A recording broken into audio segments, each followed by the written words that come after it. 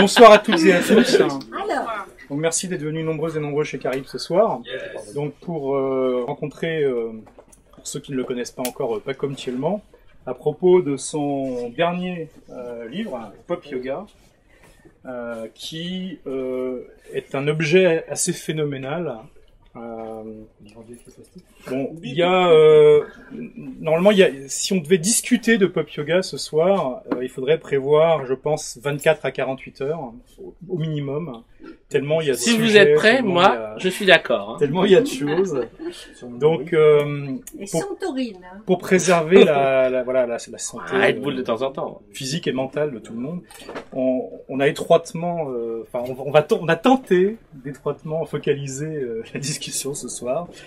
Donc, alors je vais quand même, avant de rentrer dans le vif du sujet donc de Pop Yoga, dire un petit mot rapidement parce que moi, avant de lire Pop Yoga, j'avais lu deux autres ouvrages en fait de Pacôme, mais il y en a beaucoup d'autres. On en dira un mot tout à l'heure, mais bon, celui moi qui m'a conquis, on va en reparler ce soir parce que c'est pas possible de ne pas en parler. C'est Les mêmes yeux que Lost. Alors Lost, c'est une série que j'avais beaucoup aimée, que j'ai vue 3 fois, il faut reconnaître. Et ce livre a été lumineux, quoi. D'un seul coup, je comprenais des choses et puis en même temps, ça posait de très très bonnes questions.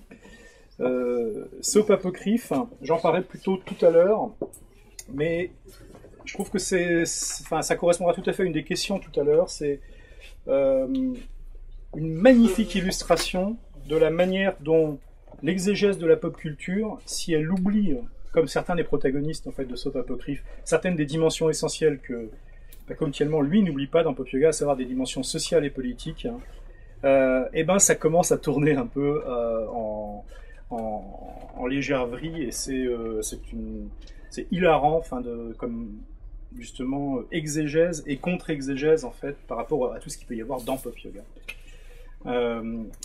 Donc bon, Pop Yoga, comment le présenter? Bon, c'est une sorte de bible d'exégèse de pop culture contemporaine et un petit peu plus ancienne qui va à la fois chercher des racines, des causes, mais qui à chaque fois essaye de montrer et de creuser la différence entre justement la pop culture. C'est une culture populaire, c'est une culture qui peut se nourrir de culture savante, mais qui vient vraiment des gens et qui n'est pas un truc construit par l'industrie des loisirs. Et ça, c'est peut-être la chose pour moi la plus importante, parce que en fait, on n'aime pas tellement l'industrie des loisirs ici, même si on adore justement la pop culture. Et Bah si, vous avez reçu Vincent un message. Oh, c'est un coup bas, ça. C'est un coup bas. je trouve vraiment que c'est sans rapport d'abord. On voit comment tu Objection. Non, mais moi, rejeté, je serais extrêmement heureux si l'industrie des loisirs se mettait à ressembler à Romancier pluraliste. Ça serait quand même le bonheur, hein, mais je crois qu'on en est assez loin malheureusement. Comme dirait Carlos Fuentes. Donc voilà, Pacôme, peut-être une première question, juste. Voilà. Comment est-ce que tu es tombé dans la pop culture et que tu as eu envie d'en faire l'exégèse comme ça? La pop culture, c'est une culture qui est naturelle hein, pour moi. C'est la culture académique qui est arrivée dans un deuxième temps. Chez moi, j'ai été éduqué avec d'un côté Harakiri et les bandes dessinées qui sont les bandes dessinées qu'on attribue au départ au journal Pilote, comme Philémon de Fred, Une plume pour Clovis de GB. Et de l'autre côté, mes parents écoutaient aussi du rock, donc c'est la culture du départ. Ce qui est plus curieux, je l'admets, c'est d'avoir envie après de faire l'exégèse de cette culture, c'est-à-dire de la prendre comme un objet sacré. C'est venu en plusieurs temps. Dans un premier temps, j'étais un fanatique des Beatles, un obsessionné des Beatles. Claro, ici présent, doit connaître ce mood, ce gay mood particulier. C'est-à-dire que j'écoutais probablement les Beatles à peu près 25 heures par jour. L'heure perdue étant quelque part dans le temps étendu des rêves. Et j'ai eu une professeure d'anglais qui était américaine et qui un jour s'est inquiétée de ma passion pour les Beatles et m'a dit: est-ce que tu es quand même au courant qu'ils ont sacrifié l'un d'entre eux qu'ils ont sacrifié Paul. Et là, à ce moment-là, j'ai découvert ce que c'était que les interprétations liées à la question de la pop culture.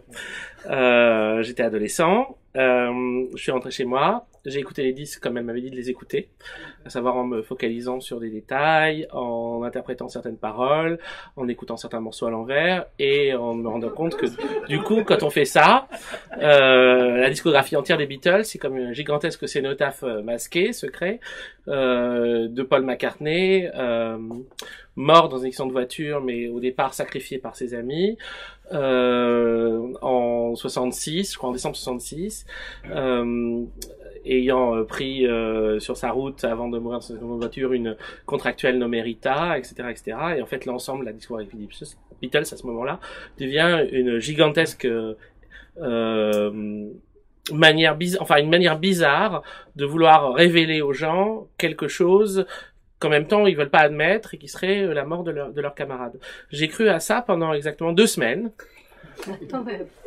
J'avais un interlocuteur privilégié à cette époque qui était le fils de la professeure d'égyptologie de ma mère. Ma mère est égyptienne. Ma mère est égyptienne d'Égypte, copte, et comme certaines personnes qui sont en exil, a voulu s'intéresser à ses origines, ses racines, etc. Et elle a eu une professeure d'égyptologie, elle a appris l'égyptologie. La professeure d'égyptologie de ma mère s'appelait Bernadette Menu. Son fils, son grand-fils, qui avait 10 ans de plus que moi, était Jean-Christophe Menu, qui est devenu l'éditeur fameux de l'Association et de l'Apocalypse. Et Jean-Christophe Menu, qui était aussi un type qui écoutait beaucoup de pop musique. Hein? Quelle ascendance. Eh ben oui, j'ai eu de la chance. Voilà.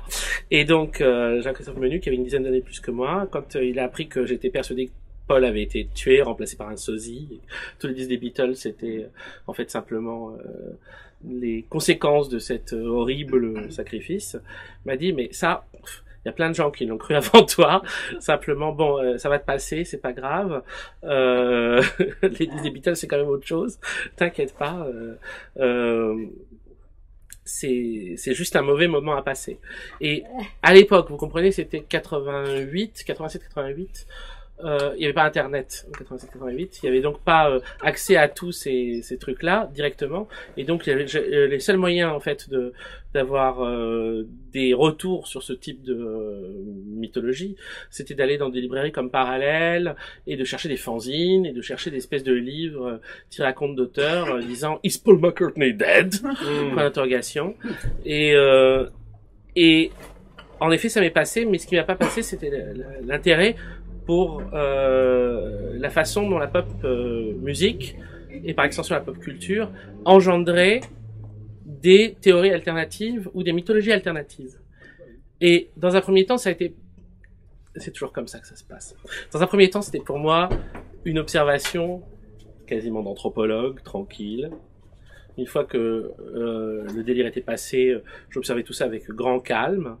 Et donc, quand j'ai eu 25-26 ans, j'ai commencé à travailler sur un livre qui s'appelait Poppermost et qui est mon premier livre, qui a été réédité cette année aux éditions MF, et qui était sur ce sujet, sur le sujet de le mythe de la mort de Paul McCartney. Et en fait, autour de ça, j'avais aussi commencé à enquêter sur les autres conséquences dramatiques de la musique des Beatles, musique qui pour moi est toujours représente musique qui est toujours pour moi évocatrice en tout cas de la plus grande beauté, de la plus grande poésie et de la plus grande joie, mais qui a engendré quand même plusieurs interprétations qu'on pourrait dire fallacieuses ou interprétations un peu bizarres, dont celle de Charles Manson qui a entraîné la mort de Sharon Tate et d'un certain nombre d'autres personnes de Hollywood, et celle de Mark David Chapman qui a entraîné la mort de John Lennon. Et donc j'ai commencé à m'intéresser à leur type d'interprétation des chansons. En fait, en faisant ce travail-là, sur un mode encore, c'est toujours le gag, quoi. C'est comme les ethnographes qui partent et qui se disent, bah, je vais observer les coutumes des gens, etc. Et puis, je vais écrire un livre, et puis moi, je reste complètement en dehors de tout ça. Bah, en fait, en faisant ça, je me suis rendu pas compte, mais je devenais moi-même aussi un interprète délirant. C'est-à-dire qu'en interprétant des théories délirantes sur les Beatles, j'en proposais une qui était peut-être encore plus délirante que toutes les autres. Et donc, Poppermost, une fois que j'ai terminé ce bouquin-là, ce dont je m'étais pas rendu compte, c'était que j'avais, au lieu de faire un livre très calme, très, très détaché et très sérieux, En fait, j'avais proposé une interprétation délirante, peut-être encore pire que celle des types qui pensaient que Paul McCartney était mort, celle de David Chapman qui pensait que les disques de Beatles annonçaient l'apocalypse et que pour ça il fallait tuer les stars de Hollywood, dont la femme de Roman Polanski, ou Mark David Chapman qui pensait que les disques des Beatles et les disques d'un certain nombre d'autres gens derrière lui comme Todd Rundgren disaient simplement qu'il fallait qu'il tue John Lennon et le remplace. Et donc du coup, le fait de faire de l'exégèse de la pop culture est arrivé, en fait, malgré moi, à partir de ce moment-là. Et à partir du moment où je me rendais compte que j'étais devenu moi-même le sujet que j'explorais, je me suis, comment dire, mis à cette tâche et j'ai essayé de proposer une exégèse qui soit cette fois-ci pas nécessairement on va dire l'origine d'un certain nombre de meurtres ou d'événements déplaisants, quels qu'ils soient. Voilà. Pour l'instant. Ça peut changer, hein, attention. Une chose qui est fascinante, justement, Paco, dans les sujets que tu as choisis, et je propose qu'on parcourt quelques-uns, en fait, des chapitres et des thèmes de Pop Yoga, hein, parce qu'on n'a malgré tout pas 48 heures devant nous. Et du coup... C'est pas ce que tu m'avais dit. Hein. Moi, ce que je trouve, les Beatles, c'est le premier exemple, ce qui est formidable, parce que là, on parle de centaines de millions, peut-être même de milliards, en fait, de fans, de gens impliqués, et ça depuis presque maintenant plus de 40 ans. Et là, on est vraiment dans l'effet de masse de connaissances. Ce que je trouve très intéressant, c'est que, justement, tu peux traiter l'objet Beatles extrêmement en profondeur, et tu peux choisir ça presque contraposé. Oui, bien sûr. À savoir, et je voudrais dire un mot sur les Residents. Ouais. Parce que pour moi, c'est l'autre aspect du spectre. On n'est plus dans la culture de masse, on est dans la contre-culture relativement, alors élitiste, je ne sais pas, mais en tout cas assez intimiste. Et pourtant, c'est vraiment un pôle que tu travailles énormément également. Ça, c'était aussi dès le début. Quand j'ai fait le livre Poppermost, je tenais à ce qu'il y ait un chapitre sur la résidence dedans. Quand j'ai fait Pop Yoga, ce qu'il faut dire aussi sur Pop Yoga, c'est qu'en fait, d'une certaine façon, c'est le remake. Parce que quand Poppermost est sorti, une semaine plus tard, j'ai eu le rêve typique de la personne qui a cru qu'il avait accompli sa tâche et qui s'est retrouvée, comme on dit, reprojetée en pleine mer. Je pensais que j'avais atteint mon île avec Poppermost et que donc j'avais fait le livre qu'il fallait que je fasse. J'ai eu un rêve dans lequel, je ne plaisante pas, hein, j'étais confronté à deux livres. Il y avait d'abord Poppermost qui me semblait extrêmement petit, extrêmement mesquin, extrêmement limité. Et à côté, il y avait une sorte de super Poppermost qui n'était pas écrit par moi, hein, et dans lequel j'ouvrais, c'était comme le livre de Sable de Borges. À chaque fois que je tournais une page, je savais pas où j'étais dans le livre. Il semblait interminable, infini, et il traversait des tonnes et des tonnes de domaines de façon extraordinaire. Et c'était comme une sorte de Poppermost idéal, le Poppermost que j'avais pas réussi à écrire. Et donc je me suis dit, Pop Yoga, c'est pas encore ça non plus, hein. Mais d'abord parce que c'est toujours la croyance qu'on a quand on termine un premier livre, c'est genre peut-être que tout ce que j'avais à dire, c'est là, c'est fini. Et en fait, zéro, quoi. T'as même pas encore commencé. Et deuxième truc, à savoir, les intuitions que t'as eues dans Poppermost, peut-être qu'il faut encore les approfondir. À savoir que c'est non seulement t'as pas encore commencé, mais même sur les mêmes sujets, sur les sujets même que tu as abordés, tu vas continuer à les approfondir. Et donc, Pop Yoga, une sorte de remake un peu fat de Poppermost. J'espère que vous ne l'interpréterez pas comme le type de... quand George Lucas refait Star Wars et puis rajoute des scènes, hein. J'espère que c'est pas comme ça, hein. Avec des effets spéciaux, des super bagarres entre les vaisseaux et tout ça. Non, pas d'inquiétude, on parlera de certains des chapitres totalement inédits. Complètement autres. Mais par contre, il y a un point commun entre les deux livres, c'est qu'il y a un chapitre sur les Residents qui me semblait très important parce que les Residents fonctionnent comme la contre-épreuve totale des Beatles. Pendant aussi un grand moment, dans ma jeunesse, dans mon adolescence, après les Beatles, ce deuxième groupe dont j'étais absolument fan, et avant que Frank Zappa arrive, grosso modo, mon adolescence a été rythmée par les Beatles, Residents et Frank Zappa, hein, et après ça, on recommence à zéro et on refait. Bon, ensuite, il y a eu le jazz, mais bon, ça c'est une autre histoire. Mais tourner autour des trois, les Residents fonctionnaient comme la contre-épreuve totale des Beatles pendant très longtemps. J'ai fonctionné exactement comme ces fans des Residents qui se demandaient si les Residents c'était pas les Beatles prenant un faux nom et faisant une musique qui serait l'exact opposé de ce qu'ont fait les Beatles, mais qui compléterait d'une certaine façon leur message. Parce que les Residents accomplissent certaines des promesses des Residents, mais les accomplissent en secret.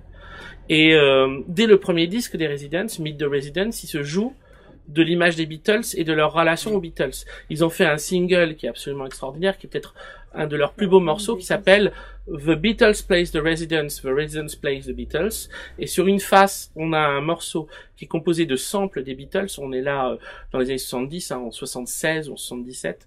C'est que des samples, et c'est des samples des Beatles qui jouent un morceau tel que les Residents leur est composé. Et de l'autre côté, c'est The Residents Play the Beatles, et ils font une reprise d'un morceau des Beatles, c'est Flying, de Magical Mystery Tour, et qui est le seul morceau qui est signé par les 4 Beatles. Et donc, les Residents ont joué tout le long de leur histoire. Si vous ne connaissez pas les Residents, je vous encourage à les connaître déjà dans un premier temps. Dans un deuxième temps, je m'excuse de vous avoir tenu la jambe pendant 10 minutes avec un truc dont vous ne savez pas ni d'Ève ni d'Adam ce que c'est. Et de troisièmement, je vous raconterai que les Residents sont un groupe qui s'est donné comme un groupe de pop musique dont tout, de l'origine jusqu'à la fin, est mythologique. C'est-à-dire que les Residents ont inventé entièrement toute leur histoire. C'est un groupe américain qui est composé de 4 figures qui, dans un premier temps, étaient masquées par des globes oculaires, habillés dans des fracs, dans des espèces de queue de pie, avec des chapeaux de forme et des globes oculaires. Et à une tournée, l'un des globes oculaires aurait été volé et donc est remplacé par une tête de mort. Donc c'est 3 globes oculaires et une tête de mort. Et depuis, il y a eu des mouvements, des changements, mais qui n'affectent que très peu, en fait, l'essentiel de leur travail, qui est une discographie qui tourne énormément, comme les Beatles, sur la question des solitaires, sur la question des obscurs, des inconnus. La différence, c'est que les Beatles sont des gens très très célèbres, dont le seul obsession est de savoir qui est Eleanor Rigby, qui est Polly Pam, qui est Mr. Mustard, enfin qui sont tout un tas de figures, Rocky Raccoon, qui sont des figures de solitaires, des figures d'inconnus, des figures d'obscurs, Fool on the Hill, Nowhere Man. Alors rien que le fait que les Beatles, à leur plus grand succès, au moment de leur plus grande célébrité, s'intéressent d'abord à faire des chansons sur Nowhere Man, sur L'homme de nulle part, Fool on the Hill, Un idiot sur la colline, la parade des cœurs solitaires de Sgt Pepper, donc The Lonely Hearts. Donc l'obsession des Beatles, ce sont qui sont les solitaires, c'est dans la chanson Eleanor Rigby, Who are all the lonely people, where do they all come from? D'où viennent tous les solitaires? Cette chanson-là, cette obsession-là, ça va être le travail des Residents de continuer à la développer et de continuer à l'explorer, mais là, dans la plus grande obscurité. C'est-à-dire que la grande différence, c'est que les Residents sont les Beatles refusant le statut de star, ou faisant tout pour le rendre impossible, ou en étant totalement incapables. Ou n'arrivant pas à l'atteindre, en étant totalement incapable et faisant de mauvaises fortunes encore. Et dire, c'est parce qu'on voulait pas, en fait. Ce qui est toujours la meilleure manière de faire. Donc, ils ont jamais vraiment essayé, quand même. Enfin... Ils ont jamais fait ce qu'il fallait pour non plus. Mais, en tout cas, ils ont fait toute une discographie, obsessionnellement, sur ces sujets-là, traversant la question des freak shows, donc tous les cirques Barnum des États-Unis, tout cet univers des freaks, l'univers des errants, cet univers des weirdos. Il y a une relation très forte aussi entre les Residents et l'œuvre de Thomas Pynchon. L'autre grand occulte, l'autre grand obscur, c'est quand une des paroles qui est attribuée à Thomas Pynchon dans un espèce de témoignage sur lui d'un mec qui dit qu'il l'a connu, qui était Every weirdo on this planet is on my wavelength. Tous les weirdos de cette terre sont sur la même longueur d'onde que moi. En tout cas, cette phrase-là, elle fonctionne très bien sur la discographie des Residents. Quand on écoute les Residents, on a l'impression qu'on est sur la même longueur d'onde que tous les weirdos de cette planète. Et donc, c'est une espèce d'idée de se retrouver dans un cosmos de solitaire. Et donc, il y a une espèce d'unité qui peut se trouver des discographies communes des Beatles et des Residents, qui aurait en tout cas un très grand rapport avec l'idée du gnosticisme, à savoir l'idée de l'homme comme un étranger sur cette terre, comme un étranger solitaire, essayant de trouver désespérément au sein d'un monde qu'il considère comme une prison de mort, un cadavre, l'étincelle divine ou la lumière qui le permet d'avancer. Voilà. Je pense que c'est certainement pas par hasard que tu as employé cette expression cosmos de solitaire, parce que il y a un grand roman quand même il y a 3 ans sur les Freaks, entre autres, et le Magicien d'Oz, qui s'appelle Cosmos de Claro, et que je vous ici présent à lire, parce que c'est vraiment bien sûr, évidemment, dans cette problématique de c'est quoi finalement les Freaks. Alors sur cette question des solitaires, tu as institué toi-même un chapitre un chapitre qui parle d'une série que j'aime beaucoup. Qui s'appelle Lost. Voilà. Enfin, c'est pas la seule, hein, mais tu as justement ce chapitre sur les solitaires. Absolument. Et... Bah, c'est un sujet central non seulement de la pop musique, mais aussi des séries télévisées, la question des solitaires. De Buffy à Lost. Voilà. Est-ce que du coup, tu nous en dirais plus sur comment Lost en fait rentre dans ça On peut embrayer sur cette question-là, c'est une bonne idée. En fait, c'est quelque chose d'assez curieux. On peut voir ça en fait dans tout le livre. C'est perdu, étranger, mal aimé, solitaire. Ouais. Oui, parce qu'en fait, une des grandes beautés de la série Lost, c'est quand on regarde la série, quand on commence la série, évidemment, c'est des gens qui sont perdus sur une île, mais ce qu'on comprend très très vite, c'est que c'est d'abord des gens qui étaient perdus dans l'Occident, pour qui l'Occident était un lieu de désolation, un lieu d'horreur. Et donc la série Lost parle moins du fait d'être perdu sur une île déserte que de se sentir perdu dans le monde, perdu dans la vie, perdu au milieu des autres. Un des trucs qui m'avait beaucoup frappé dans Lost et qui m'avait beaucoup touché dès le début, c'est que si vous connaissez pas Lost, ça va être encore l'horreur. Hein. C'est au départ une série qui commence avec un crash d'avion. L'Océanique 815. Océanique 815 sur une île déserte où ils sont, et il y a des survivants, ils doivent s'organiser, ils doivent essayer de comprendre non seulement sur quelle île ils sont et comment ils font pour partir, etc., etc. Puis finalement l'île se révèle être beaucoup plus riche et beaucoup plus vaste et beaucoup plus importante pour eux que ce qu'ils croyaient. Et cette série, elle est rythmée par des flashbacks individuels des personnages, d'épisode en épisode. Ces flashbacks qui sont des flashbacks extrêmement tristes, douloureux, qui rappellent des moments tragiques de leur vie et qui les mettent en écho avec ce qu'ils vivent sur l'île, qui sont des épisodes plus d'aventure ou plus d'exploration. Il y a cette espèce d'étrange manière dans la série Lost de faire alterner une série fantastique ou une série d'aventures fantastiques extrêmement excitantes avec des flashbacks qui renvoient à un cinéma beaucoup plus réaliste et beaucoup plus sombre. Et c'est le contraste des deux qui fait la force de Lost au départ. La série se développe de façon extraordinaire, je vous raconterai pas tout si vous l'avez pas vu, surtout, c'est une expérience à faire. Mais le truc de départ, c'est que dans tous les flashbacks, on voit des personnages qui ont été qui en tout cas ont vécu leur vie comme des personnes qui étaient perdues dans cette vie aussi à cause de l'égoïsme des autres, une sorte de systématique sentiment de maltraitance et de prédation. Et donc dans Lost, d'abord, tous les personnages ont des parents épouvantables, des parents qui les ont mal orientés. On voit toujours des espèces de flashbacks, on voit les parents leur dire des choses et voir les conséquences que ça provoque sur eux. Donc c'est genre la descendance directe, c'est une catastrophe, aucune transmission n'a lieu à ce niveau-là. Et aussi des personnages qui font confiance à des personnes et ces personnes-là les trompent très clairement pour des raisons égoïstes. Donc on se retrouve avec tous ces personnages qui vivent avec des traumatismes qui sont véritablement clairement liés à la façon dont les autres les ont traités. Ce qu'on verra aussi, c'est qu'eux n'ont pas fait tellement mieux avec les autres, c'est que dans d'autres flashbacks, d'autres personnages, on verra leur propre action, et donc on se retrouve dans un cosmos ou dans un monde où, en fait, un monde de prédation, un monde de dévorement, de dévoration réciproque, où en fait tout ce qu'on fait a des conséquences néfastes sur autrui. Et tout ce qu'on vit vient de décisions d'autrui qui ont été très néfastes sur nous. C'est un monde terrible où en fait tous ces personnages finalement se retrouvent comme de véritables solitaires par rapport à ça.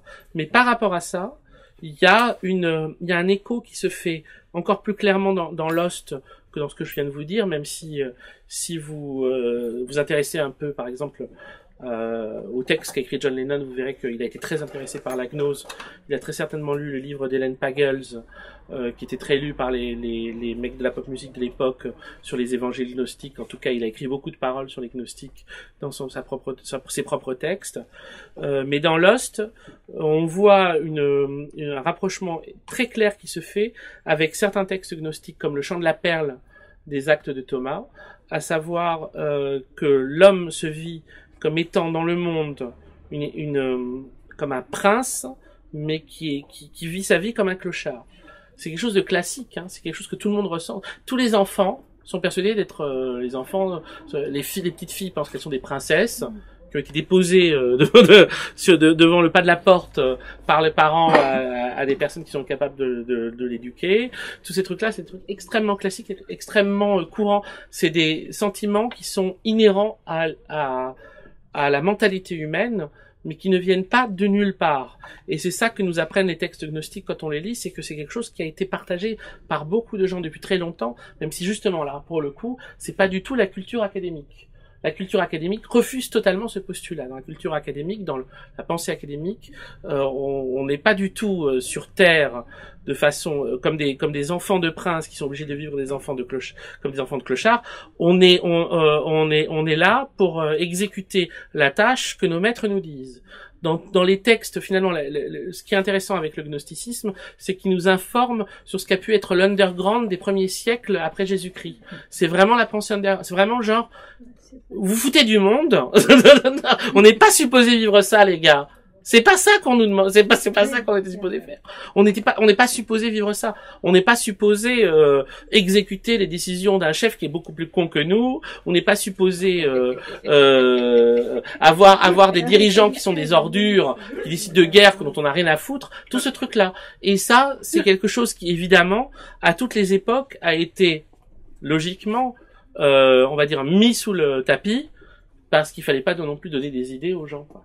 Donc, du coup, on se retrouve avec une continuité du gnosticisme jusqu'à certaines productions de la culture populaire. Et je pourrais dire, même si je fais une très longue parenthèse, et que j'arrive ici, et je sais pas si j'ai assez parlé de Lost, mais je pourrais dire en tout cas que ce qui spécifie pour moi la culture populaire d'une certaine façon, c'est qu'elle est porteuse de cette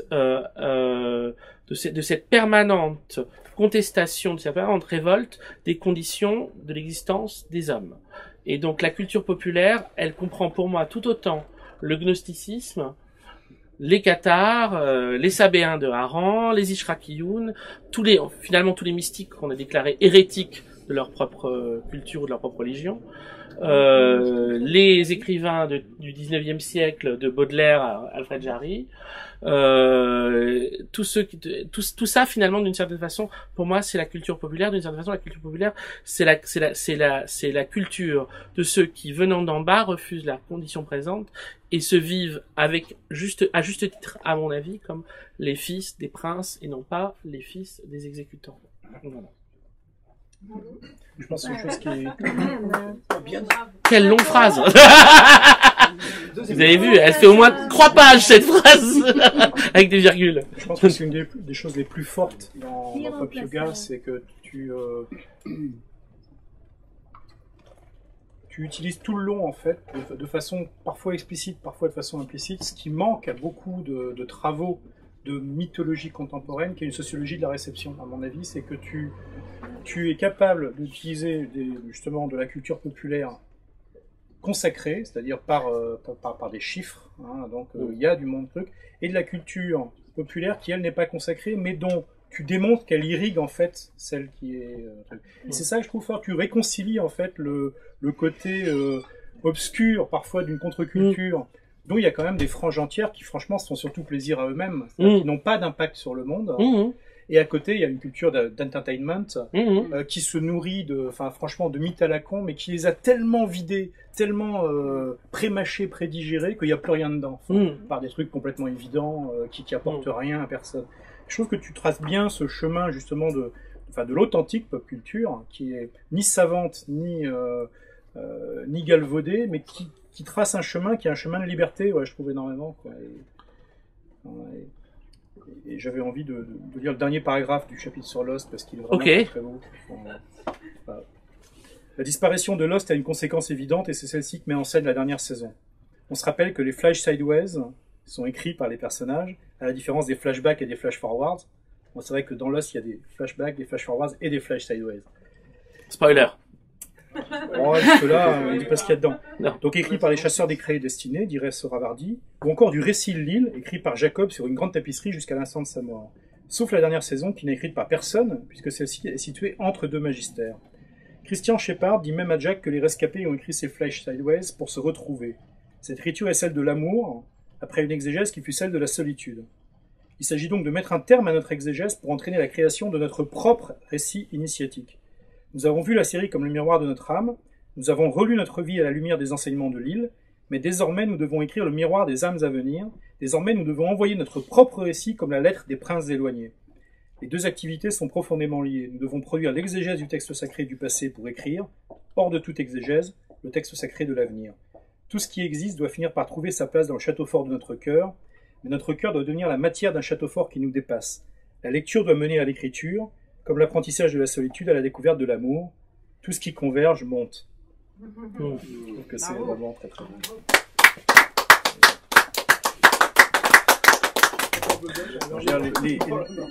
Chacun des derniers paragraphes de l'ensemble des chapitres sont des écritures, mais qui franchement sont très impressionnantes. Justement, parce que là on quitte le terrain de l'exégèse pour donner à chaque fois une espèce de bouffée d'envie et d'espoir et de... C'est quand même très combattant comme livre. Gentil. En tout cas, merci beaucoup. Mais ce que je peux dire, des choses. ce que je peux dire par rapport à ça, c'est que une de mes inspirations principales tout le long de ce livre et en particulier dans ce dernier paragraphe, c'est un écrivain perse, iranien du XIIe siècle qui s'appelle Shihabuddin Yahya Sohravardi. Sohravardi, qu'on considère comme le maître des Ishraqiyun, c'est on va dire un ésotériste perse qui est mort à 37 ans à Alep, en Syrie donc, et qui a eu une vision globale qui se subdivisait entre d'un côté l'exégèse et de l'autre côté le récit initiatique. Et Sohravardi, en tout cas ce qui m'a appris, c'est que d'un côté, il fallait faire l'exégèse non seulement de sa propre culture, pour Sohravardi ce serait l'islam, mais de toutes les cultures possibles. Sohravardi avait on va dire, étendu l'exégèse jusqu'à non seulement toutes les cultures persanes, mais aussi toutes les autres cultures qu'il pouvait connaître, à savoir tout ce qui allait jusqu'à l'imam Platon, celui qu'il appelait l'imam Platon. Sohravardi propose d'un côté l'exégèse de tout, et de l'autre côté l'écriture nouvelle de son propre récit initiatique. Et ce qui est incroyable quand on lit Sohravardi, c'est que d'un côté, lorsqu'il produit l'exégèse d'un paquet de textes, comme on a dans le livre de la théosophie orientale, mais un certain nombre d'autres textes, on voit qu'il a une capacité à reconduire les symboles jusqu'à leur signification la plus forte, la plus prégnante. Et de l'autre côté, quand il écrit ses propres textes, on ne sait pas du tout de quoi il parle. Et donc ses propres textes à lui, que ce soit l'Archange empourpré, le bruissement des ailes de Gabriel, les récits de l'exil occidental, il y en a un certain nombre d'autres comme ça, une dizaine. Moi, quand je les lis, je suis totalement perdu. Pour moi, c'est plus psychédélique, bizarre et inquiétant que les films de Jodorowsky, quoi. Je ne comprends pas à quoi correspondent des symboles. On voit très bien qu'en fait, là, il avance sur un territoire inconnu qui est comme Sohravardi. C'est pour ça d'ailleurs qu'il a été exécuté à Alep à 37 ans. Il avait dit une phrase très étrange qui était qu'il fallait tenir comme le pied pour que la porte des révélations ne se ferme pas. Donc, ce que les autres avaient interprété comme l'idée que Sohravardi était donc un hérétique parce qu'il estimait que le temps de la prophétie n'est pas terminé. Et à quoi il avait répondu de façon très énigmatique lorsqu'il avait été interrogé, à savoir qui suis-je pour dire ce que le donateur de forme ce que le donateur de forme compte encore envoyer. Donc du coup il y avait cette dimension qui était qu'il estimait que le travail de l'exégèse c'était d'un côté d'accomplir une exégèse qui partait de sa propre métaphysique ou de sa propre théologie et recouper les théologies plus anciennes, et de l'autre côté les récits symboliques étaient comme des rêves ou comme en tout cas des visions dont il n'était pas supposé lui-même dire vers quoi ils allaient. Et d'une certaine façon, dans la fin de ce texte sur Lost, c'est à ça que je fais écho, puisque j'interprétais la 6e saison de Lost, encore une fois, excusez-moi pour ceux qui n'ont pas vu Lost, comme cette saison qui est écrite par les personnages eux-mêmes, comme la fin du temps de l'exégèse et le début de l'écriture de son propre récit initiatique. Et celui-là, à la différence de l'exégèse qui est un temps de solitude et qui accepte et intègre toute la dimension solitaire de l'homme, s'adresse aux autres, et donc par ça tient de l'amour, en tout cas de tous les sentiments qui vont autour. Peut-être un mot sur Afamalis, la série, l'élément de pop culture qui irrigue peut-être le plus en quantité pop yoga, Oui. qui fait pour moi, c'est bien le pont entre cette pop culture des années 60-70 Ouais. et celle très contemporaine qu'est Lost, Oui, qui en plus irrigue Lost, qui est Oui. Twin Peaks. Twin Peaks, Et ouais. David Lynch, en fait, plus Ouais. généralement. Alors c'est sûr, dans le bouquin, il y a plein de textes sur David Lynch, ou des textes qui sont pas sur David Lynch, mais on parle beaucoup de David Lynch. Donc si vous n'avez pas David Lynch, par contre, ça va être super chiant, parce que ça, on va en revenir souvent. Mais alors oui, aussi un autre détail, c'est que dans ce livre-là, je parle d'œuvres dont je parle déjà dans d'autres livres. Mais je dis d'autres choses, hein. C'est pas, je fais pas, comment dire, je récute pas, hein. Donc, j'avais fait un livre sur Twin Peaks précédemment qui s'appelait La main gauche de David Lynch et qui traitait précisément de la série elle-même. Là, dans Pop Yoga, je traite d'un côté du film ou des conséquences du film et de l'autre côté de l'œuvre de Lynch après Twin Peaks, d'une certaine façon, entièrement comme si elle était entièrement dirigé par les forces que Lynch avait réveillées au moment où il était entré dans la pièce rouge de Twin Peaks sur la loge noire. Pour moi, les Twin Peaks a été un moment très important de ma vie. En fait, si je dois dire à un niveau intime, donc Twin Peaks, je l'ai vu quand j'avais 16 ans. Je l'ai vu en direct à la télévision sur la 5. Voilà, yes. Voilà. Et donc, vous comprendrez ce que c'est que d'avoir vu Twin Peaks sur la 5, quand vous vous souvenez que les épisodes commencent, les premiers épisodes étaient diffusés à 8h30, les derniers à minuit 30 ou 1h du matin. Donc, pendant toute la durée de la série, on a vu la série disparaître progressivement de l'intérêt des spectateurs, et aussi on s'est retrouvé de plus en plus seul. C'est-à-dire qu'au début, on était tous à regarder Twin Peaks comme des dingues, puis tout le monde s'est mis à abandonner. D'abord, au moment où on a su qu'il avait tué Laura Palmer, alors là, plus de la moitié se casse, quoi. 60% des spectateurs disparaissent. Puis à mesure que ça avance et que ça se fait diffuser pendant l'été et en début de septembre, alors là, il y a de moins en moins de personnes et à la fin, on avait l'impression tous d'avoir regardé tout seul le dernier épisode. Le dernier épisode, on était quasiment le seul récepteur. Et donc là, big spoiler, le dernier épisode, la série se termine très très très très mal. C'est une série qui semble être animée par des sentiments profondément positifs, profondément heureux, joyeux, même si ça parle de choses très dures, où il y a une dimension positive très forte. Mais la fin est totalement tragique, totalement terrible. Et en fait, à la fin de Twin Peaks, on arrive à un point où, d'une certaine façon, on est directement appelé à devoir répondre à ça. On est spectateur d'un drame dont on est quasiment le seul récepteur, où on est la personne à qui ça s'adresse, et derrière c'est qu'est-ce que tu fais avec ça et comment tu vas gérer ta vie après Twin Peaks. Et le cinéma de Lynch qui suit est du même tonneau, c'est-à-dire que ce soit Lost Highway, Mulholland Drive, Inland Empire, je mets volontairement de côté Straight Story, comme dans le texte qui est dans Pop Yoga parce que ça marche pas avec mon analyse, et donc Donc c'est un sosie de David Lynch qui l'a fait. donc c'est pas bien, ça marche pas. C'est un sosie David Lynch. Non mais parce que ça marche pas. Non, il faut l'admettre, ça marche pas. Non mais que ce soit Lost Highway, Mulholland Drive et Inland Empire fonctionnent quasiment comme si c'était non plus Lynch mais Bob qui les avait réalisés. À savoir que jusqu'à hein, et qui n'avait pas réussi à les terminer. Alors, non mais ce qui est important, c'est que il y a plein de points qui disparaissent totalement du cinéma de David Lynch, qui étaient quasiment des choses centrales dans ce cinéma. Celui qui m'avait le plus marqué à l'époque, mon ventre vous dit quelque chose par rapport à ça, c'est l'importance de la nourriture. Dans le cinéma de David Lynch, jusqu'à la fin de Twin Peaks, la nourriture a un rôle très important, surtout dans Twin Peaks. À partir de Lost Highway, mais vous trouvez difficilement même un biscuit apéritif, quoi. C'est fini. La nourriture n'a plus d'importance. C'est plus ça. C'est tout ce que la nourriture portait, en tout cas, d'adhésion sensible à la vie, disparaît. Il y a plein d'autres points qui disparaissent. Le point principal, en fait, évidemment, c'est la question de l'organisation du temps. Jusqu'à la fin de Twin Peaks, on est encore dans un temps qui est réorganisé de façon peut-être pas linéaire, mais organisé et clair.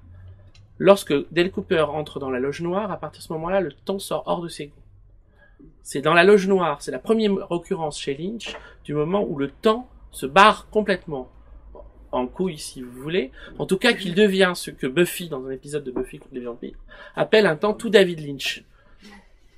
Buffy, dans un épisode de Buffy contre les vampires, combat contre des démons qui détraquent le temps. Et donc elle se retrouve dans une espèce de combat où d'abord elle les tue et ensuite ils arrivent pour l'attaquer. Et après elle voit une scène qui a rien à voir, etc., etc. Et donc on lui explique que ce sont les démons. Elle dit, c'est pour ça que le temps est devenu tout David Lynch. That's why time went all David Lynch. Donc le temps devenu tout David Lynch est devenu, synonyme dans la culture populaire d'un temps totalement détraqué avec des scènes qui sont plus du tout données dans un ordre chronologique, des morts qui reviennent. C'est pas qu'ils sont pas morts, c'est que c'est nous qui les voyons d'abord morts, ensuite vivants. Enfin, c'est une espèce de temps hallucinatoire qui est le temps de la pièce rouge de dernier épisode de Twin Peaks, qui a deux noms. Elle s'appelle la Red Room ou la Black Lodge. Donc des fois je l'appelle la Black Lodge. La Red Room, c'est pas que moi, c'est dans Twin Peaks c'est comme ça. Donc c'est le temps de la Black Lodge. Et on peut dire que la Black Lodge préside à ces trois films, non seulement parce que au niveau de la temporalité et au niveau du contenu et au niveau de toutes les émotions, à savoir aussi des émotions de passion violente et non plus de compréhension comme il faut y avoir dans les autres films de Lynch. Les autres films de Lynch avaient tous des happy end. Il y avait toujours un espèce de moment où Red, Blue Velvet, Sailor et Lola, si, c'est des happy end. Si. Ok, d'accord. C'est un point de vue. Non, mais c'est pas un point de vue. La dernière séquence, c'est heureuse. On peut voir ça comme ça. Comment on peut voir ça autrement? On est Parce qu'on voit les choses. Ok, en arrêtant le film avant la fin. Ah non, Non, mais il y avait une dimension qui était quand même une dimension de compassion qui était importante dans son cinéma, qui disparaît totalement. Et donc, tous ces éléments-là, et donc les êtres sont plus voués à agir selon des effets de passion très très violentes, exactement comme on les voit dans la pièce rouge de Twin Peaks. Savoir des hurlements, des désirs, une espèce d'intensification du moindre sentiment, et non plus une relativisation, ou en tout cas une vie commune. Et donc, par rapport à ça, tout ce cinéma post-Black Lodge, post-Red Room, que j'ai un peu travaillé dans Pop Yoga, en fait, ce qui est le plus étrange, c'est qu'il correspond assez incroyablement, pour chaque film en tout cas, à des choses réelles. Des choses réelles que Lynch ne sait pas forcément. C'est ça qui est le plus incroyable. C'est que, mais se mettant dans cet état-là, se retrouvant au centre du cercle des 12 sycomores ou au centre de la Black Lodge, l'autre élément qui permet de le repérer, c'est que dans tous ces films-là, à un moment ou à un autre, les rideaux rouges apparaissent pour signifier les centres secondaires par rapport au centre contre-initiatique principal. Savoir que le centre contre-initiatique principal, le cercle des 12 sycomores qu'on voit dans Twin Peaks, se retrouve réfracté dans le Stowaway, dans l'appartement même de Fred Madison, où on retrouve les rideaux rouges, dans Mulholland Drive au Silencio, évidemment, centre contre-initiatique secondaire évident, et dans Inland Empire, dans l'espèce de gigantesque building bizarre, là, appelé Axon, où on a à la fois une espèce de mec que vient voir Laura Dern, qui est à la fois un flic et un psychanalyste, un spectacle burlesque, enfin plusieurs choses qui tournent tous autour de ce lieu à Hollywood, extrêmement inquiétant, et dans lequel il y a aussi un moment le rappel du cercle principal, le rappel des rideaux rouges. Mais le plus étrange, encore une fois, voilà, c'est pas tant tous ces éléments-là que les intuitions qu'à ce moment-là les films recoupent. Et de Lost Highway jusqu'à Inland Empire, je peux pas vous faire la liste là parce que ça va durer trop longtemps, mais en fait ça va recouper des événements réels liés à toute la partie maudite, toute la partie contre-initiatique de Hollywood même. De Lost Highway, juste pour vous dire ça par rapport à Lost Highway, parce que ça m'avait totalement halluciné quand j'ai commencé à recouper ces éléments-là. Il y a une interview de Lynch fameuse où l'intervieweur assez naïvement lui dit « Patricia Arquette dans ce film ressemble un peu à Betty Page ». Lynch répond, très honnêtement, il dit « Non, elle ne ressemble pas à Betty Page du tout. Elle est là pour ressembler à Elizabeth Short. » J'ai essayé de la faire ressembler à Elizabeth Short. Elizabeth Short, c'est le dahlia noir. Si vous regardez Lost Highway, et ce que raconte Lost Highway par rapport à la question du dahlia noir. Dans Lost Highway, toute la question, en tout cas du crime graphique, est poussée à l'extrême. Toute la question du crime graphique semble obséder Lynch, ou en tout cas la question artistique par rapport au crime dans Lost Highway. Il se trouve que ce film date de 5 à 6 ans avant la dernière théorie sur le dahlia noir, qui est la plus effrayante et qui a été celle qui a été la plus acceptée. Celle de Steve Holden, je pense que le livre est ici, il est sorti en point seuil qui s'appelle L'affaire du Dahlia noir, je crois, de Steve Holden. C'est un détective, enfin pas un détective, un inspecteur de Los Angeles qui est supposé avoir résolu le plus grand nombre de crimes dans sa vie, genre, je sais pas quoi, 400 ou 500. Une espèce de mec, hit record des résolutions d'affaires criminelles. Ce type-là, en fait, se retrouve un jour chez son père, ouvre un album photo et voit une photo et reconnaît Elizabeth Short à côté de son père. Commence une enquête sur la possibilité que son père soit l'assassin du Dahlia noir. Tout ça se passe après Lost Highway. Et en fait, son père se retrouve être, finalement, c'est même l'écrivain américain qui écrit le Dahlia noir, Elroy, a dit que c'était la meilleure théorie. Son père serait retrouvé avoir essayé de reproduire à travers la mort d'Elizabeth Short deux photomontages de Man Ray. Et ayant travaillé des crimes graphiques pour ressembler à des photomontages de Man Ray. Et non seulement ça, mais il y aurait un autre meurtre qui lui serait attribué 3 semaines plus tard, d'une femme blonde mais ressemblant au Dahlia noir. Ça fait très Lost Highway, ça. Et sur lequel il aurait écrit je t'emmerde, Elizabeth Short. Genre, comme s'il avait retrouvé, il avait recommencé. Et toute cette espèce de truc totalement terrifiant, c'est des choses tout ça est apparu post-Lost Highway. Pour les autres, je vous laisse lire dans le bouquin parce que ça va prendre 1000 plombes. Voilà.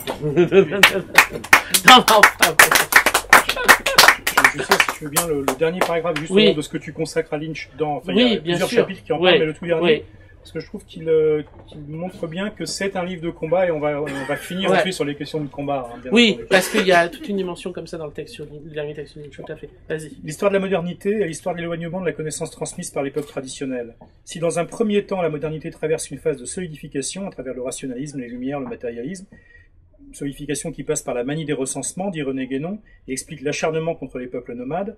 Dans un second temps apparaît une phase de dissolution où les puissances de l'âme réinvestissent l'homme dans leur versant ténébreux. Dans un premier temps, les sédentaires se maudissent eux-mêmes en excluant l'apport des nomades à leur univers ou leur culture. Dans un second temps, la malédiction les transforme en clochards errants, comme Nikki dans Inland Empire se retrouve prostituée mourant dans la rue, entre 2 SDF, une afro-américaine et une japonaise, incarnant toutes deux, par les extrêmes, les exclus de la modernité.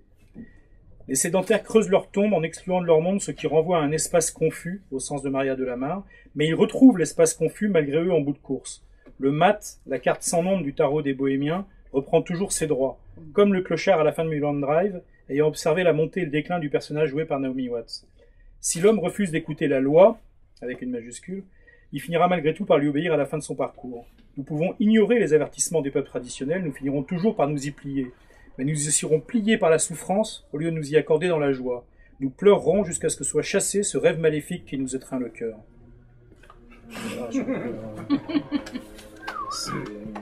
C'est une bonne... Oui, mais c'est ça. Le livre parle de ça, de toute façon. C'est clair. La façon dont tu remets Lynch comme celui qui dit là où on en est. Ouais. Alors, on va rentrer dans notre dernier quart d'heure. Ouais. Et du coup, je trouve que ce serait dommage de ne pas finir par les parce que c'est un livre de combat. En fait. Non, mais on parle d'exégèse de cette phase solitaire, mais c'est aussi un livre de combat collectif, moi je trouve.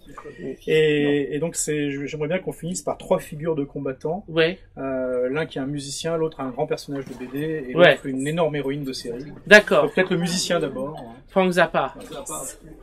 Qu'est-ce que vous m'avez entendu parler de Zappa, Je suis désolé. Encore 2 mots sur Zappa. Encore 2 mots sur Zappa. Dans ce livre, il y a un chapitre consacré à Zappa qui s'appelle Oncle Jihad. Il y a 2 chapitres qu'il fallait absolument que je fasse pour ce bouquin. Un sur les Residents et un sur Zappa. Je pouvais pas faire ce livre sans avoir c'est donc les derniers qui ont été écrits. Celui sur Residents s'appelle Le Sous-marin noir et celui sur Zappa s'appelle Contre Jihad. À chaque fois, il fallait trouver une nouvelle manière d'en parler puisque sur les Residents comme sur Zappa, j'avais écrit d'autres textes avant et j'ai estimé que ces textes étaient toujours pas au point, parlaient toujours pas de ce qu'il fallait dire sur et donc j'ai essayé de trouver des trucs un peu moins pourris, quoi. Et sur Zappa, Oncle Jihad, parle en tout cas du rapport essentiellement politique d'une partie en tout cas de l'œuvre de Zappa ou d'un tournant dans l'œuvre de Zappa, qui est le tournant qui, à mon sens, a été le moins bien compris, qui est le tournant où il s'est mis à attaquer les modes de vie. Ça, c'est un espèce de truc très bizarre. Je sais que les gens ont des tolérances diverses à Zappa. Certains ne supportent pas du tout. Des acceptent juste les Mothers of Invention, ça arrête en 70. D'autres comprennent les Mothers avec Flo and Eddie, ça arrête en 71. Certains acceptent le tournant funk et acceptent tout ce qui est avec le funk et s'arrêtent donc en 77. Et alors après, on se retrouve très peu en 78, mais du coup, on va jusqu'à la fin. Bon, en 77-78, c'est un tournant total dans la musique de Zappa. Il est lié à des choses qu'il a compris pendant plusieurs années, évidemment. Zappa, c'est une vie très courte. Il est mort à 53 ans. Il a tout fait dans l'urgence. Il a fait 4 albums par an. Il a fait 2 tournées par an. Donc, vous pouvez imaginer que des idées qu'il a en 73 ou 74, il a besoin de 2-3 ans enfin pour les accomplir parce qu'il est encore sur les idées des années d'avant qu'il doit terminer. Donc en fait, des sentiments ou des intuitions qu'il a eues entre 73 et 74 commencent à prendre vraiment corps dans les années qui suivent, et là il va devoir agir. L'un des points principaux, c'est lié à une interview que j'ai vue de Zappa, très intéressante, qui se retrouve d'ailleurs dans les films qu'on fait avec Thomas Berthet, Le Dispositif. On a inclus cette interview de Zappa, et qui sera certainement au cœur d'une des parties du film qu'on compte faire sur Frank Zappa et les Freaks. Ça, c'est le projet de l'année prochaine, Rituel de décapitation du pape. Si vous voulez en savoir plus, prenez rendez-vous. Mais grosso modo, un des trucs principaux que Zappa avait dit, c'est s'il y avait eu une bonne musique qui a été enregistrée à la fin des 60 et qui s'est arrêtée dans les 70, c'était essentiellement parce qu'on avait des producteurs qui n'y connaissaient rien. Les producteurs qui n'y connaissaient rien, c'était des mecs à gros cigares, ils voulaient juste voir des choses qui marchent, ils savaient pas ce qui marchait exactement. Quand ça marchait, c'était bien et c'était parfait, ils nous foutaient la paix. Et donc pendant un bon moment, ça marchait, et il y a eu des disques extraordinaires qui ont été publiés. On ne dira pas le contraire, je crois qu'on est tous d'accord qu'entre 67 et 72 à peu près, 76 et 73, c'est à peu près le plus grand nombre de bons disques enregistrés de tous les temps. À eux seuls, ils sont, on va dire, égaux à tous les autres à d'autres époques. Confondus. Donc il y a une espèce de truc, une espèce de masse, là qui est invraisemblable et qui est lié en tout cas à un laisser-faire énorme du côté des maisons de disques. Les faire des maisons de disques s'est arrêté au moment où ils se sont dit peut-être qu'il faudrait quand même que quelqu'un drive ce truc-là. Et donc les hommes à gros cigares, qui étaient des types sympas et tout ça, qui voulaient juste que ça marche, mais qui faisaient pas chier, se sont dit peut-être qu'il faudrait qu'on ait un hippie pour faire DA, quoi. Et donc ils ont engagé des hippies en DA, et ces mecs-là qui étaient probablement des gens tranquilles tant qu'ils avaient pas de pouvoir, une fois arrivés hommes de pouvoir, sont devenus des infâmes ordures, et ont commencé à dire voilà ce que les jeunes aiment, je sais, ça marchera pas, on va leur mettre ça, etc., etc. Et ça, c'est devenu les DA qu'on a eu ensuite, qui sont une espèce de système de société d'experts. Et la culture populaire, pour Frank Zappa en tout cas, s'est transformée à ce moment-là en culture de masse, très clairement, à partir du moment où elle a été dirigée par un groupe d'experts qui allait décider ce que le public devait aimer. Selon leur propre connaissance des goûts du public. Parce qu'il y a toujours ce truc particulier, il faut toujours se méfier des gens qui disent ça, on fait ça pour le public, c'est pas exactement ce qu'on préfère, mais on sait qu'on doit s'adapter. Et donc, grosso modo, simplifie... T'es en train de raconter le marketing. Voilà, le marketing, exactement. T'es en train de raconter la segmentation, t'es en train de raconter tout ça, la segmentation des publics. Et tout à fait. Et ça, c'est un truc qui vraiment prend corps à ce moment-là de façon très nette, mais pas pas que dans la musique, dans tout le reste. Et Zappa, ce qui l'intéresse, c'est la façon dont ça investit le domaine politique. À savoir, quand il y a à partir de tous les trucs genre Abraham Maslow et compagnie, la question des modes de vie, l'importance, en fait, l'idée que les hommes s'intéressent moins au projet collectif qu'au projet individuel. Et donc, du coup, par rapport à la pyramide des nécessités, il y a d'abord la nécessité de savoir qui on est en tant qu'individu. Et donc, du coup, ils ont réorienté tout le domaine de la politique. En tout cas, c'est l'espèce de grande puissance des droites libérales des années 70. C'est modernisé. C'est la grande modernisation des droites libérales qui ont dit en fait, l'homme, ce qu'il veut, c'est lui être heureux. Le reste, il s'en fout. Donc, par rapport à ça, on va s'intéresser uniquement à la dimension égoïste de l'être humain et non plus à des projets de société. Et ce truc-là, qui s'est mis en place sur les droites libérales aux États-Unis ou en Angleterre, en France, notre droite libérale à nous, ça a été Mitterrand. Il faut quand même l'admettre. Et donc, toute cette espèce de dimension-là, qui s'est mis en place à la fin des années 70, c'est à ça que Zappa réagit dans ses disques. Et lui, il réagit à ça de façon très violente, de façon qui a été très mal comprise par un bon nombre de son public, par la mise en pièce des modes de vie. Et c'est ça qui est très intéressant, c'est la réponse politique de Zappa à la politique des modes de vie. Si c'est pas très clair ce que je dis, je vais juste refaire une parenthèse pour repréciser. À savoir que dans les élections, au moment des élections, ce qu'on met en avant, c'est les intérêts personnels de chacun. Et donc, grosso modo, ils se disent, ils vont voter pour leurs problèmes égoïstes à eux, et non pas pour le problème de la société globale. Et c'est comme ça aussi qu'on segmente la société, et donc que tout le monde se bat pour son problème à lui, et jamais pour le problème des autres. Et ça, c'est un outil extraordinaire qu'a amené le marketing et la politique, pour nous foutre dedans. Donc, ils sont toujours plus forts pour pas nous aider que pour nous aider. Hein. Mais bref, Zappa lui répond avec des disques qui vont être des accusations très violentes sur ce que les hommes croient qu'ils font librement et qu'ils ne font pas librement du tout. Ça, c'est à partir de Shakir Booty, et donc toute la grande discographie de Zappa des années 80, qui est si mal comprise et si mal aimée, de Shakir Booty jusqu'à grosso modo Broadway the Hard Way, enfin bon, grosso modo jusqu'à la fin, quoi. Hein. Avant la dernière grande période autour de Yellow Shark et de tous les disques instrumentaux, orchestraux et musicaux, enfin toute la période politique de Zappa est liée à ça, et donc c'est des chansons qui, les unes après les autres, prennent tout ce qu'on croit être nous et nous fout en l'air. Et la plus violente des Shakir Booty, c'est la 3e chanson qui s'appelle Broken Hearts of Horassos. Et c'est une chanson anti-cœur brisé. Et c'est un truc invraisemblable. C'est-à-dire que on se retrouve avec un disque, et il y a très peu d'entre nous qui n'a pas eu un moment le cœur brisé. Et il écoute une chanson qui dit les cœurs brisés, c'est bon pour les trous du cul. Et ce truc-là, cette chanson-là, qui déploie toute une espèce de logique, d'une violence inouïe sur la dimension ridicule, grotesque, limitative du cœur brisé, renvoie aussi à une globale pensée de Zappa qui traverse tout l'ensemble de ses disques sur la variété comme supplétif, en tout cas, de cette action politique. Et la variété comme obsédant les gens sur leurs propres problèmes personnels. Et la détestation absolue de Zappa sur les chansons d'amour. Parce qu'il n'y a pas, on cherche dans toute l'œuvre de Zappa une chanson d'amour, il n'y en aura pas. Zappa déteste ça. Et on lui dit, vous détestez ça pour des raisons éthiques? Il dit non, pour des raisons esthétiques aussi, c'est moche. C'est pas beau une chanson d'amour. Ah bon? Oui, oui. Et ça, c'est une espèce de continuum, mais c'est un continuum, alors là, pour le coup, extrêmement guerrier. C'est une musique qui rend extrêmement guerrier. C'est une musique qui refuse l'apitoiement. C'est une musique qui renvoie toujours l'homme à sa dimension, hostile, en tout cas, aux projets qui lui sont imposés de l'extérieur, et qu'il croit par moments être les siens. Voilà. Ça le rappelle toujours à sa véritable détermination. Et toujours, ça, tu pensais que c'était toi? On t'a dit que c'était toi, ce truc-là? Comme disent les Américains, think again. À partir d'un tout autre horizon et d'un tout autre matériau, il y a un bouquin qui fait ce pendant qui est assez incroyable, qui est peut-être un des meilleurs bouquins de sociaux, en fait, économiques, qui est paru ces 20 dernières années, qui est Le Nouvel Esprit du Capitalisme, en fait, Boltanski et Capello, paru en 99. Tout à fait juste. Et effectivement, nous montrer comment, pour répondre en fait à une critique économiste, le capitalisme en fait s'approprie la critique artiste. Et donc en fait, ça c'est pas les mots qu'utilisent Boltanski et Capello, mais c'est ça, c'est-à-dire prendre des directeurs artistiques, les fout dans le truc, et ensuite redonne 50 ans de jeunesse en fait au capitalisme managérial, en ayant absorbé en fait le truc. Et le moment de bascule probablement correspond exactement, enfin qui est tel qu'il écrit dans le livre, correspond exactement à ce que tu écris, puisque en France c'est l'introduction massive des styles de vie par le CCA, par Bernard Catla, bien sûr, pour une façon de décrire la réalité en fait en termes d'individus qui se trouvent être groupés par hasard ou de façon descriptive, et dont la seule chose qui compte c'est effectivement leur feeling.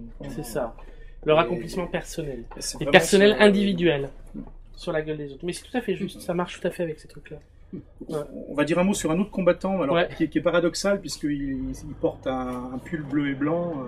Philémon, voilà. Un mot sur Philémon. Ok, ça c'est juste une des plus grandes bandes dessinées de tous les temps. Donc pour commencer, ça va être ça. Là, il y a l'intégrale Philémon qui est ici. Je vous la recommande parce que vraiment, alors ça c'est une de mes lectures d'enfance. Hein. Ça doit être une des premières bandes dessinées que j'ai lues. Hein. Vraiment, moi ça j'aime ça, mais à un point vous pouvez pas imaginer à quel point j'aime ça. Hein. C'est plus beau que tout.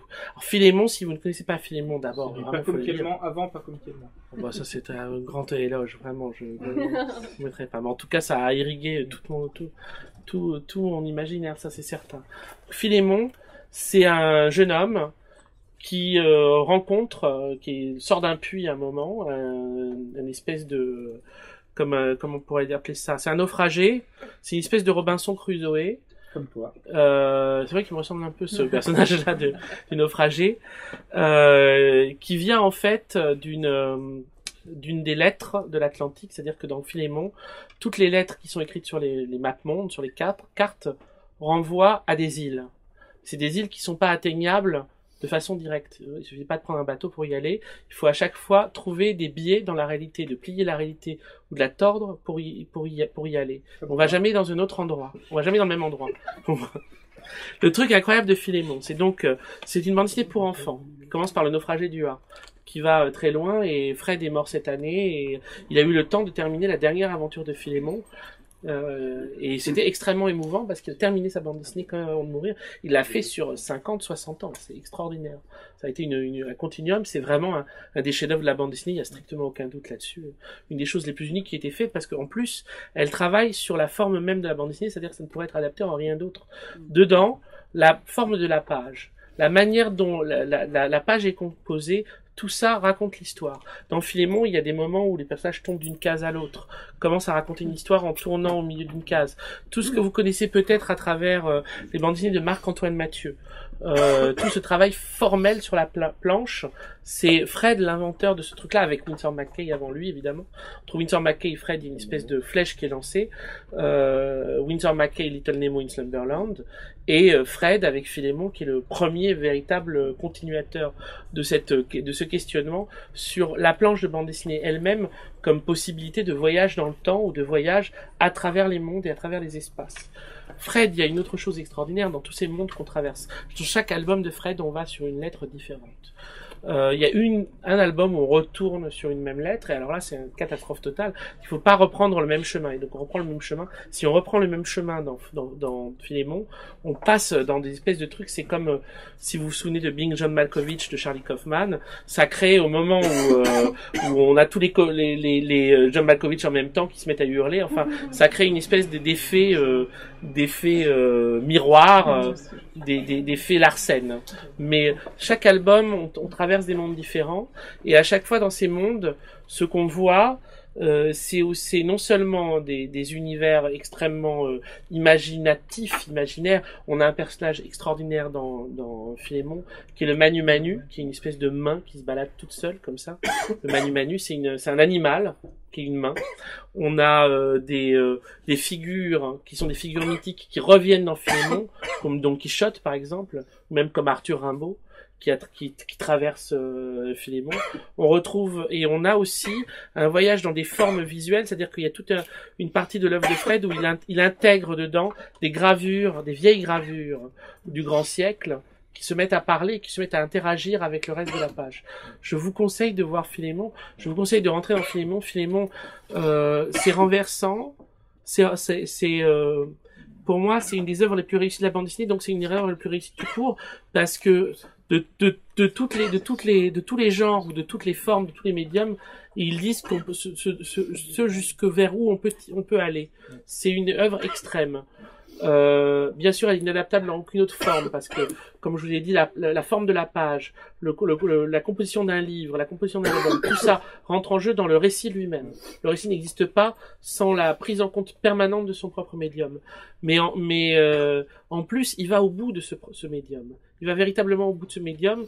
Je connais personne qui soit allé au bout de la bande dessinée comme Fred, à savoir dans un espace qu'on ne connaît pas encore, qui est absolument invraisemblable, et qui est un espace aussi étrange et aussi familier pour nous que Noël.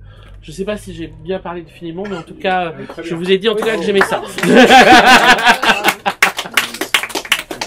Les mots que tu as trouvés pour en parler m'ont tout de suite dit, mais il faut que je me replonge dedans parce que c'est vraiment c'est l'essence de la BD. C'est vrai, hein, on va trouver des choses. Le seul autre auquel je peux penser qui sache faire ça et qui est d'ailleurs un contemporain, c'est Fmur. Oui, Fmur, bien sûr. Qui sache aussi utiliser du jeu de mots, de la création graphique, mais jouer avec ce qu'est une page de BD. Ouais, absolument. Et Fmur est dans la continuité totale de Fred, hein, bien sûr. C'est dans la continuité. Ouais, il y a un chapitre donc de Pop Yoga consacré à Philémon. Ouais, très très beau chapitre. On va finir peut-être avec la combattante ultime. Une note sur Buffy. Bah, Buffy, il y a des choses sur Buffy dans le livre. Je vais pas vous dire trop longtemps là-dessus parce que si en plus il y a des questions et Claro va me lancer sur une question. Alors, deux mots sur Buffy. Buffy est étudiée dans le livre sous l'angle de la démonologie, à savoir quels sont les démons d'aujourd'hui, qui on peut reconnaître comme des ennemis. La question politique classique qui est l'ennemi, comment le déterminer, etc. Dans Buffy, c'est très important. Toute la série Buffy ne travaille que là-dessus, à savoir qui sont les démons, comment on les détermine, comment on les reconnaît, qui sont les hommes de pouvoir, quel pouvoir exercent-ils sur nous, etc. Buffy est une série sur le pouvoir. La dernière saison commence par la phrase It's about power. C'est la première phrase qui est prononcée par Buffy au début de cette série. Je suis fatigué! Ne m'en voulez pas! Je suis fatigué! It's about power. Et donc, la série entière est une méditation sur ce que c'est que le pouvoir, la façon dont il agit sur nous. C'est aussi une grande série anti-amour. Un peu comme la musique de Zappa ou comme ce qu'on a dit tout à l'heure sur la solitude. Pas contre l'amour en tant que l'amour nous crée des souffrances ou nous fait découvrir des parties de nous-mêmes, etc. Donc l'amour, en tout cas, se confond pour Buffy avec sa propre mission. Ça, c'est très intéressant. C'est une série avec un personnage principal qui est une jeune fille. Dans son combat, avant tout, ce qui est important, c'est la façon dont elle est une guerrière. Le reste est secondaire. Il s'agit certainement pas qu'elle devienne une mère de famille, une femme au foyer, etc. Donc, c'est comment Buffy continue à être absolument engagée dans un combat contre tout ce qui est mauvais sur la Terre. On va faire court. Le texte existe dedans. Il s'appelle Une fois recracher tous les mensonges qu'ils nous ont fait avaler. C'est aussi un texte sur les mensonges des générations précédentes. Et c'est aussi ça dont parle Buffy, à savoir, ils nous ont tous fait avaler des tonnes de conneries. Il s'agit maintenant de le voir. Il y a un épisode de Buffy magnifique, un des plus beaux, qui s'appelle Lies My Parents Told Me. Ça aussi, ça répond à Lost. Ça aussi, c'est très intéressant quand la culture populaire est là pour dire, peut-être qu'autour de vous, ce qu'ils appellent la sagesse n'est pas la sagesse. Peut-être qu'autour de vous, ils vous contre-orientent aussi en permanence. C'est très intéressant, c'est très important. C'est une manière d'être à l'écoute. Jusqu'à présent, on vous a dit ça, ça, ça et ça et ça. Bullshit. Bullshit, peut-être. Voilà. Maintenant, the questions. En tout cas, merci et bravo. Bah, Le chapitre sur Buffy est probablement, un des plus magnifiques. C'est un de ceux auxquels je tiens le plus, en tout cas, et c'est un de vers la fin. Ouais. C'est hey, vous découvrez. Non, mais je voulais lire la première phrase, mais en fait, je vais quand même le dire. Vas-y. It's about power. Le sens des fictions, c'est de nous rendre lisibles les pouvoirs qui agissent invisiblement sur nous. Le sens des fictions, c'est de détruire les fictions dans lesquelles nous sommes plongés. Détruire ces lies my parents told me, dont parle un des épisodes de Buffy the Vampire Slayer. Le sens des fictions, c'est de nous aider à recracher tous les mensonges qui nous ont fait avaler. Buffy, c'est la guerre. Bravo. Ok. Jihad. Always. Let's go. Merci beaucoup, Pacom. Donc, s'il y a des questions, alors n'hésitez pas, mais sinon, n'hésitez pas aussi à permettre à Pacom de pouvoir et aux autres de pouvoir boire en même temps, et tout ça. Et j'ai commencé, moi. Il est déjà 21h, donc. Moi, j'ai commencé. Mais vas-y, Claro, franchement. Je te connais, donc ça sera pas des questions. Ok. Mais c'est des de remarques. Enfin, j'en avais 7. Mais... Fais les 7. C'est normal parce que c'est toi, donc. Mais je voudrais juste dire que ce qui est très beau dans Pop Yoga, dans la mesure où c'est quand même une compile, au sens pop, justement, de textes qui sont écrits sur 10 ans. Plus de 10 ans. Plus de 10 ans, ouais. C'est qu'en fait, tout est composé, enfin, c'est comme si c'était que des bonus d'un texte qui s'appellerait Pop Yoga. Donc, c'est un peu, voilà. Ouais. Donc, tu as écrit Pop Yoga en faisant que les bonus. Et que tu as réécrit, que tu as travaillé, que tu as organisé, hiérarchisé, etc. Et en fait, la force du livre, pour moi, elle est, bien sûr, elle est dans les textes, mais elle est aussi dans la hiérarchie que tu as mis. Enfin, je pense que le fait d'avoir mis le texte sur Elvis en premier, bon, tu vois que Hugues préfère Buffy, qui veut dire Esbrouf quand même, faut le dire. Et que le texte sur Elvis est hyper important parce qu'il est sur la gémellité et c'est un truc dont tu aurais pu parler aussi pendant 5 heures parce que ça irrigue aussi. Ah, c'est très présent dans tout le livre. Voilà, par rapport à la gnose, etc., sur le double, le jumeau, etc., le bien, le mal, etc. Le texte sur Elvis, il est magnifique. Donc ça, c'est juste la première chose pour dire aux gens que c'est une compile de textes, aussi comme on sait faire dans l'édition, mais que parfois on peut créer, via une pure compile, un vrai livre. Ça, c'est important. En plus, il y a une deuxième chose qui me paraît importante, c'est que comme tu traites de sujets pop, très différents, très variables, etc., où on peut effectivement se poser la question de la valeur que vaut Twin Peaks, que vaut telle chanson d'Elvis, que vaut telle chanson des Beatles, etc. On ne peut pas dire à chaque fois que c'est l'égal d'un livre de Claude Simon ou d'une peinture de Michel-Ange. Ça veut dire que tu as une esthétique qui est très intéressante, qui ne repose pas sur la valeur de l'œuvre, qui est sur la valeur du regard, de l'interprétation, et surtout enfin pour moi, ce qui me touche le plus, c'est de la vie. C'est comment je vis une chanson des Beatles, comment je vis un épisode de Buffy. Enfin, moi, j'ai pas vécu d'épisode de Buffy, donc c'est forcément Ça peut venir. Du coup, l'esthétique est décalée, voilà, de cette question du regard et de l'analyse, et même de l'exégèse, et elle est transplantée du côté de la vie. Et donc c'est ça, c'est ton côté deleuzien, c'est ce qui un peu nous rejoint. Donc du coup, en fait, c'est ces objets qui n'ont pas forcément de valeur en soi, auxquels tu ne cherches pas à donner une valeur en soi, font que ça, pour moi, ce qui est intéressant, c'est que ça génère une vision qui produit de la beauté. C'est-à-dire, tu ne dis pas la beauté est dans telle chanson des Beatles, dans tel refrain des Beatles, dans tel épisode de Buffy, c'est pas le problème.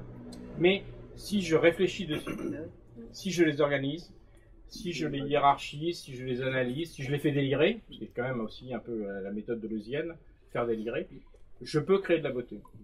Et en fait, tu crées de la beauté, je trouve, sur des sujets très hétéroclites, par une espèce de vision un peu rhizomique comme ça, mais qui crée ce que tu es, c'est-à-dire aussi, pas qu'une vision, mais une écriture. C'est-à-dire que j'aime aussi te lire parce que je lis du Pacôme. Non, mais c'est nourri Qui par n'est une pas toi. érudition. Il y a une érudition invraisemblable la aussi. référence à Ah non, moi je trouve pas que ce soit réducteur. Non, mais c'était une déclaration d'amour. Hein. Oui, voilà. C'est comme ça, c'est comme ça qu'on le sent. Bon, mais sur ces Ouais, fortes paroles, je vous propose d'arrêter là. Pacôme, vraiment, merci beaucoup. La conversation peut continuer, mais vraiment merci beaucoup. Non mais merci à vous, merci. Merci pour ce livre. Et voilà. Merci.